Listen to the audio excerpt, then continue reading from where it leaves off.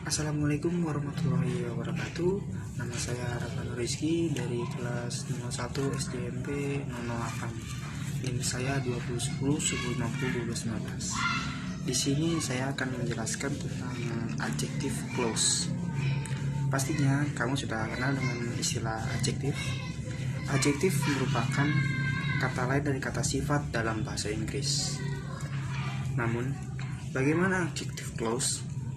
Apakah adjective clause sama dengan adjective biasa? Tentu berbeda. Adjective clause ternyata salah satu jenis dari dependent clause yang tidak bisa berdiri sendiri. Dalam kalimat berikut saya jelasin definisi dari adjective clause. Adjective clause atau relative clause adalah dependent clause yang berperan sebagai adjective atau kata sifat yang menerangkan noun, kata benda, atau pronoun kata ganti. Pada main clause suatu kompleks sentence, kalimat yang terdiri dari dependent clause atau satu lebih dependent clause.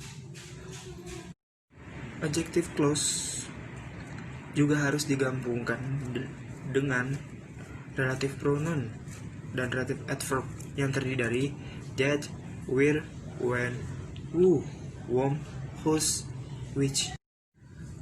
Adjective clause dengan where untuk menerangkan noun yang menyatakan tempat, dan when untuk menerangkan noun yang menyatakan waktu, dan why untuk menerangkan noun yang menyatakan alasan. Ada dua jenis adjective clause. Yang pertama, restrictive. Restrictive merupakan kalimat independen dan dependent yang terikat. Restrictive clause berfungsi untuk mengidentifikasi noun yang dijelaskan dalam sebuah kalimat. Restrictive clause dalam kalimat biasanya menggunakan that untuk memperjelas atau menggabungkan noun tersebut. Contoh kalimat: I prefer to ask a smartphone that can capture a great picture. That dalam kalimat ini digunakan untuk menjelaskan noun utama sebagai objek dalam kalimat. Yang kedua, non-restrictive. Kebalikannya, ada juga non-restrictive.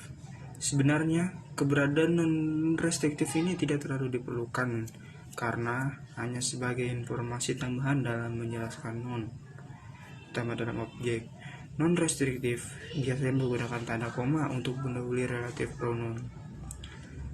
Contohnya, Michael, whose mom passed away 6 years ago, developed his business overseas.